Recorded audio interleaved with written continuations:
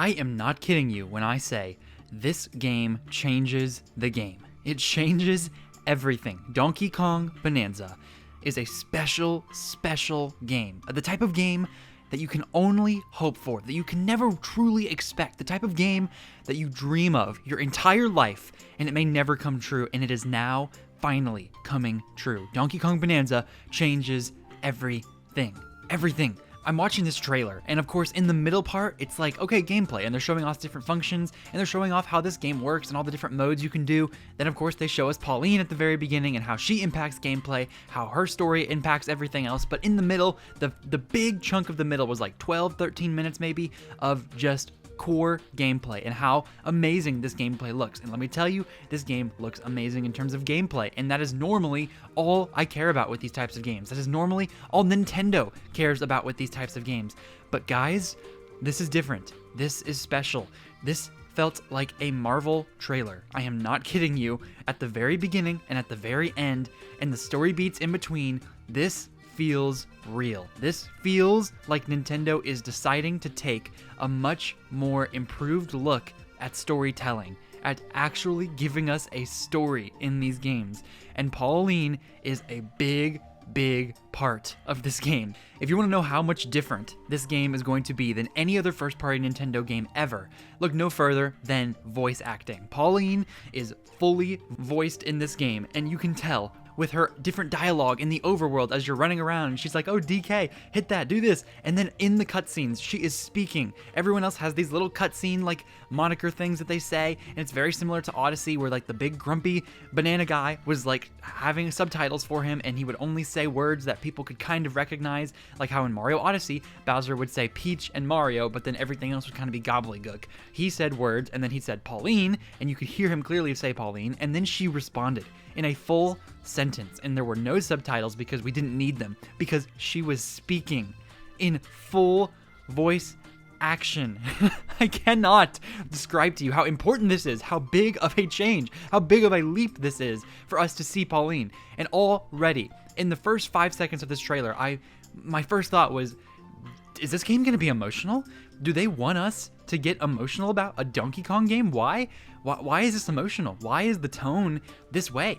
Because I'm telling you right now, the way you market a game reflects the game's core identity. And they know they have something special. They know what they have on their hands. Mario has had such a struggle, such a huge struggle to tell any sort of compelling story since his conception pretty much, because they want to make sure they protect the brand. They don't want things to get out of hand. They don't want things to be weird. And Mario Odyssey was about as close as you can possibly get to telling a decent story within a Mario game. Mario Galaxy had a great one, and the only reason Mario Galaxy had a good one was because they snuck in a storybook, and that wasn't even in the actual game itself. That was like a side thing that people could miss so easily if they didn't want to do that. But this is in the cutscenes itself. This is in the core of the game itself, is this story. This story is what the game revolves around, and it will keep you motivated to keep pushing forward and to care about this world and these characters. This is the type of game that changes a company and a franchise for the better forever.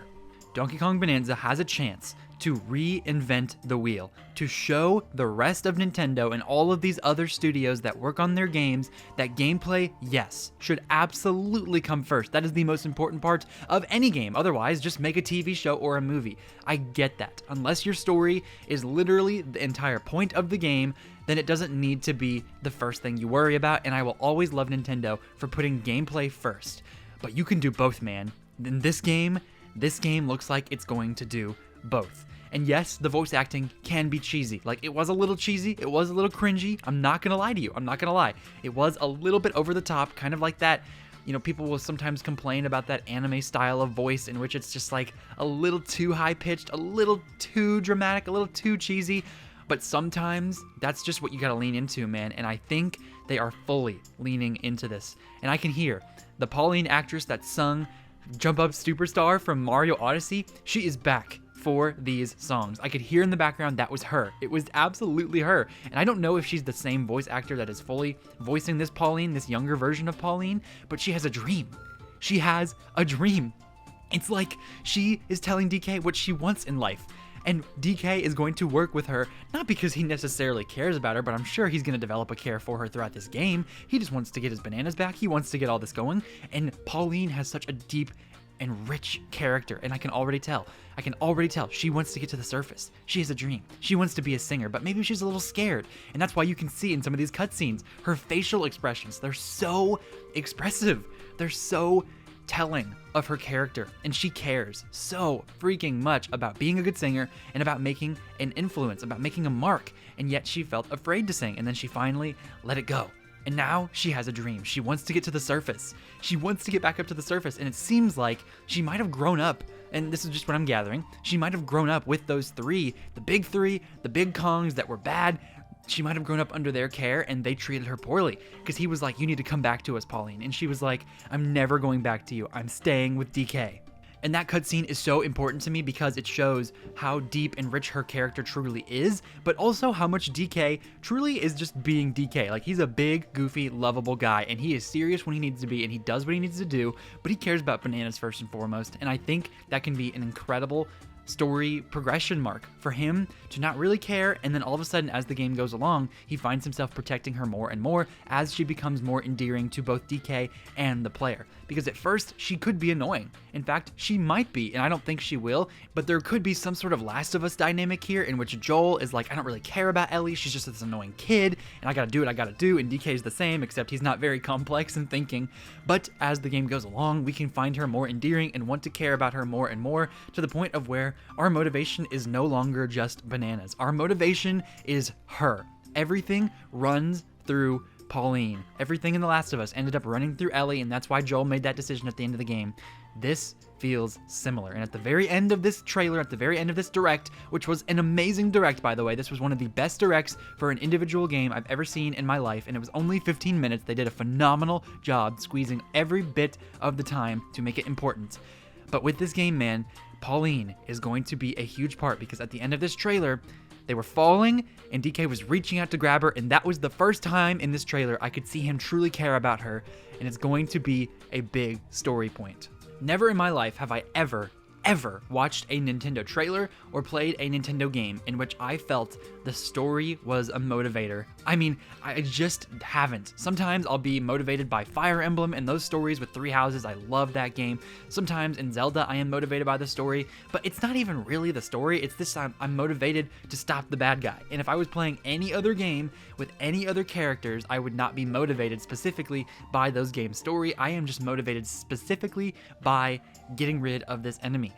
And in this game, it feels like that's going to be different. I already hold animosity towards this Grumpy Kong or whatever his name is because he took Pauline. And she doesn't get to go back. I'm protecting her. I already care so much about defeating him, about him being a horrible guy. I want to defeat him so bad. Stay away from Pauline. I want to protect her so much. And I'm just going to play as Donkey Kong, right? Like, it's a juxtaposition here between a goofy ape and this complex, deep human character that is going to be amazing. Through all of Nintendo's history, I just can't stress this enough. This is huge. This is the type of game that changes a direction of a company. It truly does. This felt like a Sony game to me. I'm not even lying to you. This felt like one of those big story-first games in which also the gameplay is very complex. And that is something that I am just not used to from Nintendo. I'm not used to turning on a direct and watching a trailer in which I am getting a little bit emotional over these goofy characters. Because, wow. All the emotion pretty much from any other game, like sometimes cutscenes they do well, sometimes story beats they do well, but most of the time in Nintendo games, the only reason I am so attached is because of the nostalgia and because I've been playing these games forever and because I just love the company and the gameplay. And with other companies like Sony and Microsoft, like if I'm playing their games, I don't really care about the company, I don't care about the nostalgia. The only reason I'm playing these games and care about those games is because their story is strong enough to keep me there. And now Nintendo has a chance to captivate an entire generation, an entire group of people that are going to play this game can now get hooked on Nintendo forever. They will get hooked on this game. This is going to be one of those games in 20, 30, 40 years, people look back and say that was the game that changed everything. Donkey Kong Bananza changed everything. Now maybe they go back to normal. After this game, we go back to just having goofy fun, and there's no depth, and there's no voice acting, and there's no effort or whatever into making a better story, into making this experience more motivating for the player through story beats. But I don't think so. I truly don't think so, especially with like the rise of Splatoon in Japan. That game has a ton of lore. That game has a decent story. Those games, that franchise, Nintendo understands the power of a good story now, and the power of good characters and good writing. And this game, man, it's not a 3D Mario game, and that's the only thing that gives me pause, because if it was a 3D Mario game in which we were seeing something similar to this, I would almost lose my mind at how big of a change that would mark, because Nintendo is so protective over Mario and his games specifically. But at the same time, it gives me hope, because these are Mario characters at the end of the day. Pauline, Donkey Kong, they are essentially in that universe. And so for Nintendo to take these strides, for them to take this direction with this game, even if it isn't directly a Mario game, that tells me that Koizumi wanted to incorporate an actual story, and finally Miyamoto is too busy with dealing with these theme parks and all this other crap to get in his way. Koizumi can finally incorporate the story he wants to incorporate, because I am almost 1000% positive this game was developed by the Odyssey team. It's just inevitable to me that is what it is. I mean, the photo mode, the costumes, the map, even down to the UI elements, like everything is very, it screams Mario Odyssey to me. It screams Tokyo EPD to me. I believe with my whole heart they developed this, and Koizumi is finally getting to direct this game the way he wants to and incorporate this story, because it's a Donkey Kong game, and they can take back Donkey Kong now. They can do whatever they want with him, and if this is the direction they're going, I'm all in. I think it says a lot for them to have released Donkey Kong Country Returns HD in January, a game that was developed by Retro Studios, a game that was developed with the mindset of this is what Donkey Kong is, and this is what we're going to make him be in the future with Tropical Freeze. That mindset is totally and completely different than Donkey Kong Bananza. Donkey Kong Bananza has that infused Nintendo magic, that Nintendo quality that is not anyone else's vision for Donkey Kong, is not anyone else's perspective, but is Nintendo's core identity. They have their best team on this game, and that says so much to me, that they have so much care for this game, so much love for this game, that they want this game to be a upper echelon type game. They want this to be a massive tentpole title for the Switch 2 and for moving forward for the series and franchise, and I hope it sells better than any game ever. I hope this comes out on top. I hope this game is amazing in terms of sales, because I want Nintendo to see this is the game we want. This is what we want moving forward from 3D Mario. This is what we want from all your other franchises. Give every other franchise this much love and care, because every corner and crevice was given love and the utmost respect and the utmost care. It was beautiful to see. I just can't believe it, right? I'm rewatching this trailer again and again and again, and at the very beginning, it says, DK only cares about the bananas, and then it says, Pauline wants to get back to the surface, which just gives me even more concrete evidence that my intuition here, that my hypothesis that this is going to be a story-driven game and that these characters are going to be so much more complex than I could have ever hoped for is true. And oh my goodness. This is a beautiful game, and I'm telling you, with all this gameplay stuff on top of it, like I didn't even talk about any of the gameplay yet, but this game is amazing. Like all the stuff we already knew, you can punch, you can swing, you can break anything, all of the walls, you can dig down as deep as you want to go, and you can take these Bananza powers from Pauline because she's singing, and somehow her curse that turned her into a rock, which we still don't understand what the storyline with that is. Maybe the old grumpy Cranky Kong peoples or whoever they were, they turn humans into rocks somehow, or they found her and she fell down and they turned her into a rock so that way they could somehow exploit her magical powers because she has singing powers, somehow can now be an asset for Donkey Kong, not because he is exploiting her, but because she wants to help him and because they care about each other, and her power will give him Bananza powers, and he can turn into a zebra or an ostrich or a more powerful version of himself. And this is the biggest part of the game for me here, right? Because even in this gameplay, we can see the juxtaposition of the story here, because we have Donkey Kong, he only cares about bananas. Pauline cares about getting to the surface. Donkey Kong needs to go deeper into this planet, into wherever they are, to the core of this world, to defeat the Void Company, those three Kongs that we see, and Pauline is giving him power to get where he needs to go. And the thing is that he needs to go in a complete opposite direction that she wants to go. And so he is going to be getting help from someone who is trying to go in a completely different direction than he is. So as deep as they go, as further as we progress in this story, and as farther down into this planet we go, she is helping us, and yes, we are getting where we need to go, but at the same time, we are getting further and further away from her dream, and closer to the people who probably kidnapped her, and probably she has been with the rest of her life, and she doesn't want to be with them anymore. She's trying to get away from them, but the only way we can progress the story is if we get closer to them. So she is going to have to find a way to overcome that by getting closer to the surface and getting closer with DK, at the same time just learning to trust each other. And if at some point she decides not to, I could see her like trying to get away and we have to go back and get her. That could be an incredible story point, that she is actually aiding us in getting further and further away from her dream. And here's the thing, right? With Mario Odyssey, like, they did an amazing job of putting gameplay first in that game. And you get Cappy, a guy who can all of a sudden capture all of these enemies, and Mario can use that to his advantage, and you have a similar goal. Cappy wants to save Tiara, his sister, and Mario wants to save Peach, and we both are going in the same direction and are fully and completely committed to completing this task. Why does Cappy have these powers? Why are there a bunch of hat people? I don't know, who cares, right? We just move forward. This world is not up for debate. This world is not up for interpretation. It just is, and go play and have fun. It's almost like Nintendo is saying, just shut up and play, right? They're not worried about explaining to us anything. They had an idea, and that's what they're gonna go with. That's what they want, and that's what it is. With this, it feels so much different. The gameplay is being used to better serve the story, rather than the story being used as a catalyst for the game. And that is a huge mindset shift. That is a huge change within the internal core of this development team.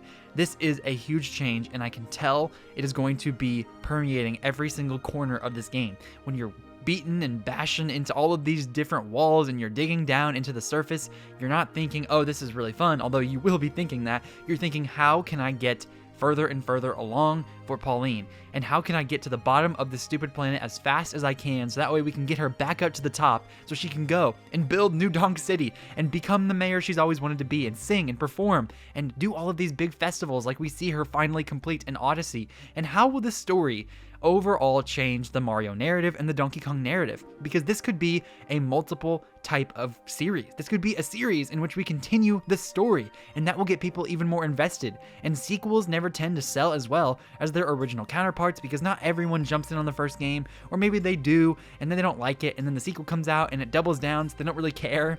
But a lot of times with big stories, sometimes those sequels can sell even better than the originals, because it's not necessarily about gameplay, it's about that story. And if you can enhance everything around that story and make it look better, make it feel better, then sometimes people will just jump in and get a recap for the first game, and those second games can sell even better than the first ones. So this is a very special opportunity here for Nintendo. They could even have some sort of weird like post-credit scene at the end of the game in which they hint towards a new 3D Mario game that continues along this storyline, and it could be a universe. It could be a cinematic gaming universe for Nintendo moving forward, and that has me frothing at the mouth. It truly does. I cannot wait to see what this means for the future of Nintendo, what this means for the future of 3D Mario, for 3D Donkey Kong, and if it's just a one-off, that's okay, because it is a spectacular one-off, but it has so much more potential to be more than just a one-off. It has more potential to be just another platformer, just another fun Nintendo game. This has the potential. It looks to be the type of game, and maybe I'm overstating it, maybe I'm over-exaggerating, but it seems to be the type of game that truly changes the core identity of what gaming philosophies are, and what these developers look for in a good game, and how they make games moving forward. Because with Paper Mario and all these other Mario series, they never put story first, and they were restricted in making new characters and restricted in plot points. And now they are taking pre-existing IP, pre-existing characters, making new ones, making new stories, and developing compelling characters, complex storylines, and that is a phenomenal change. Donkey Kong Bananza, even through all of this crazy gameplay and all the photo modes and everything else they showed us in this direct, my biggest takeaway from this direct was not even any of that gameplay, because The focus that they gave me from the beginning and the end, and even a little bit in the middle, was that Pauline is going to be the driving force of this game in every aspect. And you can even play in 2-player mode, similar to how you could in Odyssey, where you have your main character you're controlling, and then the side character is able to throw projectiles and different things to help Donkey Kong. And that, wow, this is incredible. This is a very, very different type of game for Nintendo. So thank you so much for listening to my breakdown of this Direct, what I saw from it, because this is huge, this is different, and I don't think anyone else is going to be as excited as I am about this, because I feel like I probably am the only one seeing this, but I can't be, right? This is a change. This is a concrete change. Tell me if I'm crazy. Let me know your thoughts down below in the comments. Also, do not forget to like and subscribe this video if you enjoyed. Click that notification bell so you know exactly when I release videos just like this one, and consider joining my membership program to get early access to all my videos and support the channel at large. If you like this video, make sure you click on the left side of your screen, and if you want to see my playlist about all my Switch 2 videos, click on the right side of your screen. Make sure you have yourself a phenomenal Bonanza-loving day. You are phenomenal. I appreciate you so much. Thank you for making it to the end. This has been Ray's Nintendo Talk. I have been Ray, and I will see you all in the next video.